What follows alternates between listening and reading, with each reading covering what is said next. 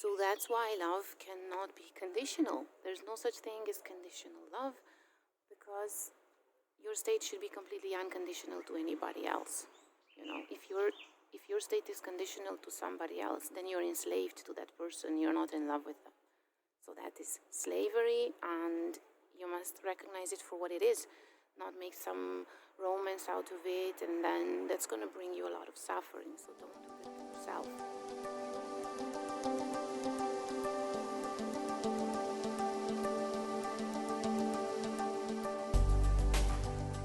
Hey guys, Monica here. I came back with a new video. I'm in this beautiful corner. Look how beautiful it is. And having some fun here with this swing.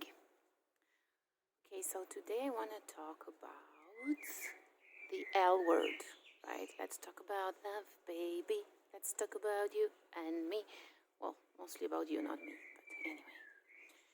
So I see this misconception about love and relationships, and a lot of people confuse love with mutual benefits, or a transaction, or an agreement, or a partnership, however you want to call it.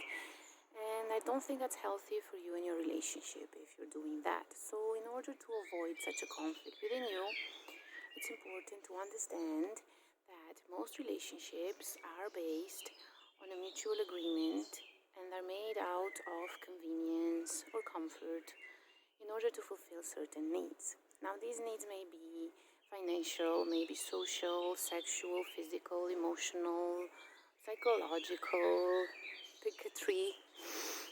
And it's very important to understand what needs you need to be fulfilled within you and what needs you're fulfilling in your partner, and to see it for what it is. Don't call something like true love when you don't really know what it is, or you haven't really experienced it, because you could actually harm yourself. And you see, if you are in a relationship based on such needs, now there's nothing wrong with being in one. I'm not saying that. It's just that it's limited, and it has its limitations. And if you confuse that, it's very easy to get to a point where, if the other person disappoints you or doesn't fulfill your expectations or your needs, then you might be frustrated with them. Right? Hold on, someone is having fun with the dog here. So you might be frustrated on them, and in reality it has nothing to do with them. It's just that they didn't fulfill your expectations. And being upset with them, it's like me, throwing a rock up, and when it hits my head, I'm upset with you. Now, isn't that crazy, right? So don't do that to yourself. You just have to understand that you have certain needs and the other person has certain needs, and if you can make it work as an agreement, as a partnership, or as a friendship, then go ahead and do that. But don't fool yourself that, you're madly in love, and, whatever bullshit people are telling to themselves, because that's not how love is. Because love should be a quality within you, and it has absolutely nothing to do with anybody else. So it's an inner state. Love is not something that you do. Love is what you are. And you can be loving towards anything and anyone. You can be loving towards a flower. You can be loving towards a tree. And you experience a beautiful emotion because of it. You could be at the end of the world, and I could love you, and you don't even have to know of my existence or such things. So the point is that it's something within me. That's why the expression to fall in love. Something in me must fall. Something in you must fall. Something in your limitations must fall, so that you can drop your resistance for the other person, and put their well-being above your own. So that's what love actually is.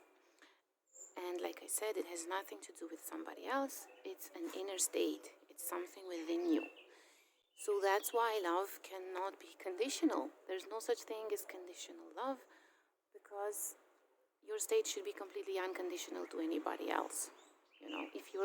If your state is conditional to somebody else, then you're enslaved to that person. You're not in love with them. So that is slavery, and you must recognize it for what it is, not make some romance out of it, and then that's going to bring you a lot of suffering. So don't do that to yourself, right?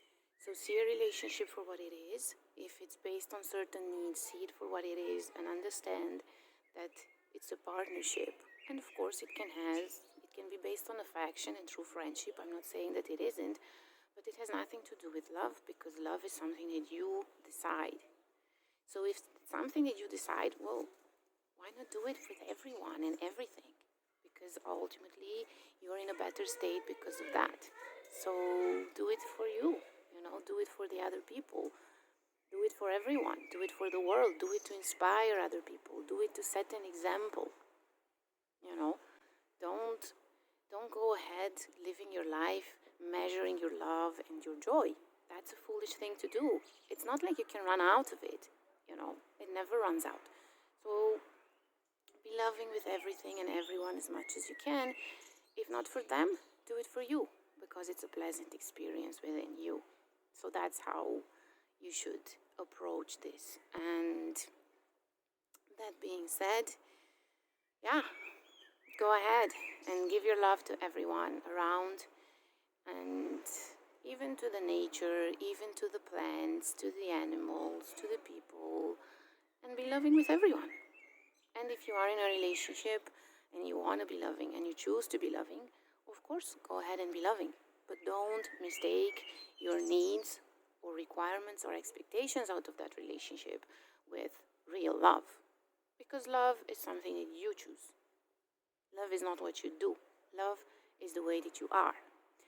So it's much easier to incorporate these things in your life and to understand love for what it is, and conditions and relationships for what they are. And ideally try to combine them both if it's possible for you. If not, either way, see them for what they are.